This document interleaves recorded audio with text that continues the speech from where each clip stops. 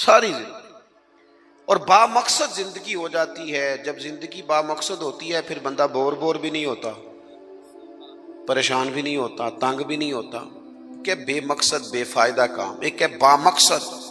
حضرت عثمان غنی رضی اللہ تعالیٰ عنہ فرماتے ہیں کہ حضرت عمر فاروق رضی اللہ تعالیٰ عنہ کا دور مبارک تھا، دوپہر تھی اور گرمی بہت زیادہ تھی، لوگ اپنے اپنے گھروں میں آرام کر رہے تھے۔ مجھے کسی مجبوری کے لیے اپنے گھر کی چھت پہ جانا پڑا تو میں نے دیکھا کہ ایک شخص بوڑھا اونٹوں کو ہانکتا ہوا آ رہا ہے۔ میرے ذہن میں خیال آیا کہ یار ساری دنیا دوپہر کو سو رہی ہے، شدت کی دھوپ ہے، آپ بھی سو جاتے، عصر کے وقت آپ اونٹوں کو چلا لیتے۔ یہ کون ہے جو اس وقت بھی؟ کہتے میں کچھ دیر رک گیا، لیکن جیسے ہی وہ میرے قریب آئے، وہ کوئی عام آدمی تو نہیں، وہ تو حضرت عمر فاروق ہے رضی اللہ تعالیٰ عنہ۔ آپ فرماتے ہیں کہ میں جھٹ سے سیڑھیوں سے نیچے اترا اور میں نے جناب عمر سے عرض کی کہ حضور اس وقت آپ؟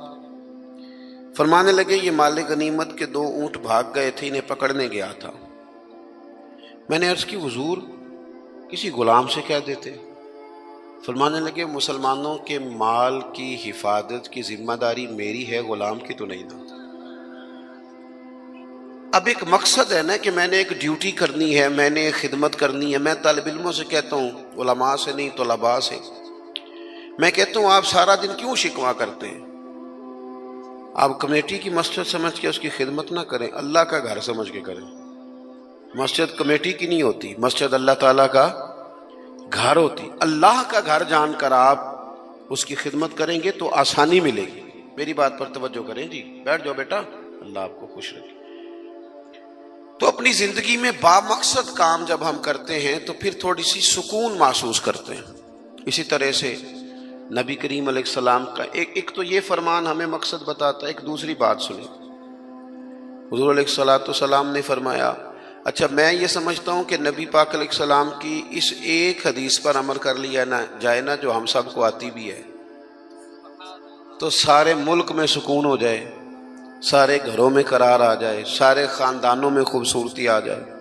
حضور علیہ السلام نے فرمایا تم میں سے کوئی اس وقت تک مومن نہیں ہو سکتا جب تک اپنے بھائی کے لیے بھی وہی پسند نہ کرے جو اپنے لیے پسند کرتا ہے۔ آتی ہے نا سب کو حدیث پاک؟ ہاں نہ تو کرو نا، چلو جس کو نہیں بھی آتی تھی اس نے ابھی سن تو لی ہے نا۔ حضور نے فرمایا تم میں سے کوئی اتنی دیر تک مومن ہو سکتا جب تک وہ جو اپنے لیے پسند کرتا ہے وہی اپنے بھائی کے لیے بھی۔ حدیث ہے نا، آپ نے سنی ہوئی ہے نا۔ ایسے ہی ہے، ایسا ہوتا بھی ہے کہ ہم جو اپنے لیے پسند کرتے ہیں وہی بھائی کے لیے بھی کرتے ہیں، ہوتا ہے ایسے۔ ہم پتہ کیا کرتے ہیں، دکان پہ کپڑے خریدنے جائیں نا تو کہتے ہیں یار کوئی کپڑے دکھا، سوٹ سلوانا ہے، تو 2-4 جوڑے خود لے لیے، پھر اسی انہوں آکیدہ ہے ہوں کوئی دین دوان والے بھی وکھا۔ وہ کڑے ہوں نا جڑے پان والے نہیں ہوں، ایسی بات ہی ہے نا۔ اب جو دینے ہیں وہ بھی، یعنی وہ بڑا نیکی کر رہا ہے امیر آدمی، اپنے نوکر کو کپڑے دے رہا ہے، کہتا ہے یہ بالکل ٹھیک ہے، میں نے بس 2 دفعہ ہی پہنا پہ نیا بالکل۔ وہ بھائی نواں ہوں تو نہیں سی دینا، بالکل ٹھیک ہوتا تو دیتا۔ ہم کیا کرتے ہیں، ہم ماحول اس طرح کا ہم نے بنا لیا ہے کہ اپنی ذات، اپنے بچے، اپنا گھر، اپنا ادارہ اس میں بند ہو جاتے ہیں۔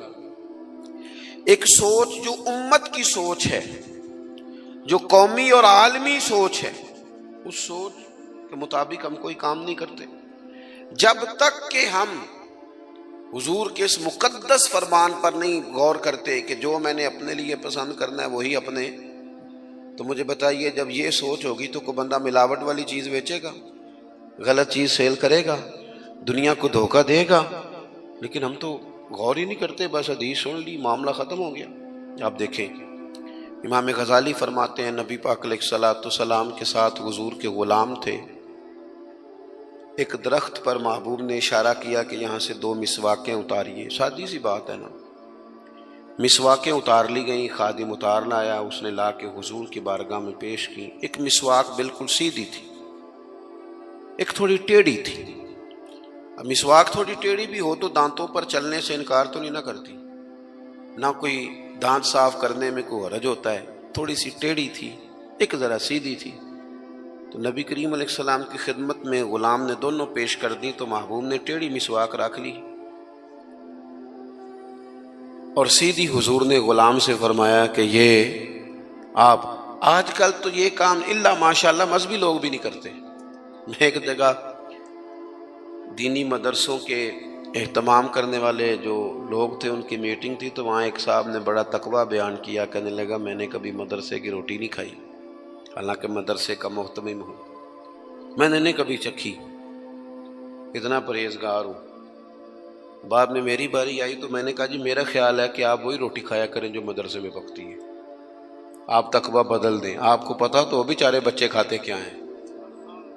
جو کچھ کمیٹی کے صدر کے گھر پکتا ہے اور جو محتمم کے گھر پکتا ہے اسے غور کرنی چاہیے کہ طلباء کو بھی وہی دے رہا ہے، ان کے ساتھ بھی رویہ وہی ہے. کیوں نہیں ان چیزوں کو سمجھتے کہ ہمیں نبی پاک علیہ السلام نے کن مقاصد حیات سے آگاہ کیا.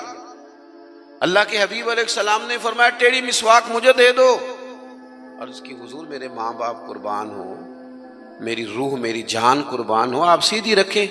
حضور نے فرمایا نا بھائی، میں نے خود ہی تو امت کو قانون دیا ہے کہ مومن وہ ہے جو اپنے لیے پسند کرے وہی اپنے بھائی کے لیے بھی پسند کرے.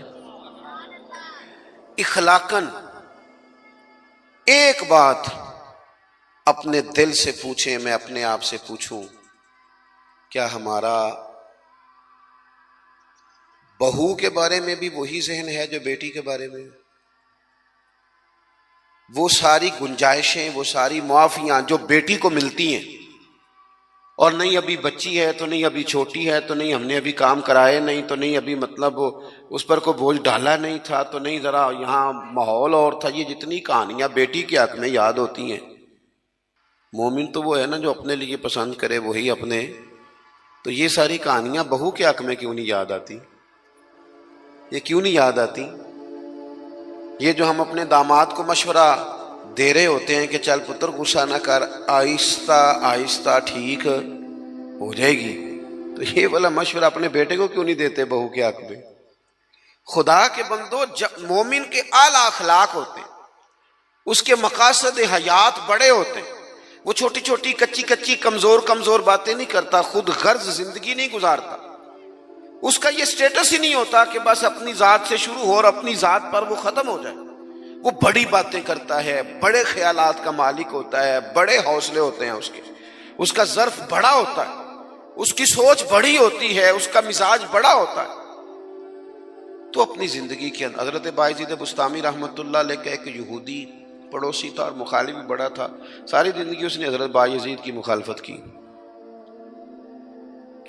کچھ لوگوں کو پتہ ہوتا ہے کہ جس کی میں مخالفت کر رہا ہوں بندہ ٹھیک ہے، پر اندر کے حسد کا کیا کچھ نہیں نہ جا سکتا. ساری زندگی حسد کرتے، اس نے بھی کیا اور بڑی غلط باتیں پھیلائیں. اس سے کوئی غلطی ہو گئی، اس یہودی سے جو یہودیوں کا عالم تھا، اس سے کوئی غلطی ہو گئی. یہودی اس سے ناراض ہو گئے، حالات اس کے خراب ہو گئے، اتنا غریب ہو گیا کہ وہ چراغ جلانے کو بھی پیسے کوئی نہیں. بچہ تھا چھوٹا سا، وہ اندھیرے میں ڈرتا تھا،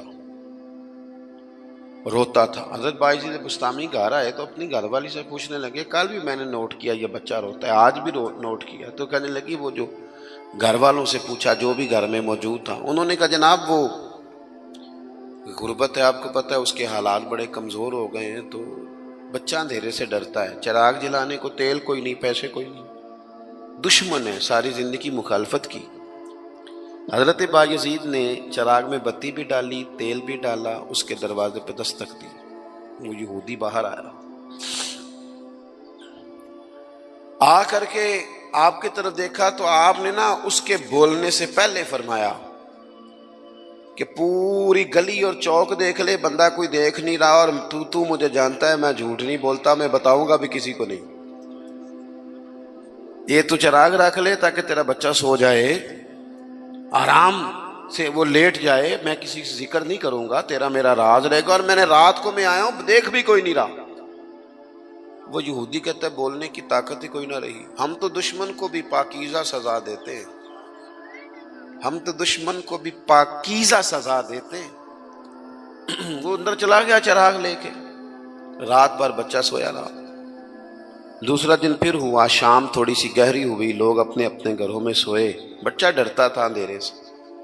حضرت بایزید نے پھر چراغ میں تیل ڈالا، بتی ڈالی، دروازے پہ دستک دی۔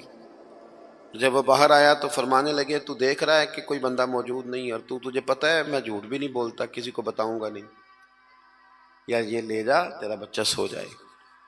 اس نے مخالفت کی ہے ساری زندگی، اس کو دے دیا، اس کا بچہ سو گیا۔ تیسرا دن پھر ہوا، وہی وقت، وہی انداز، وہی باتیں۔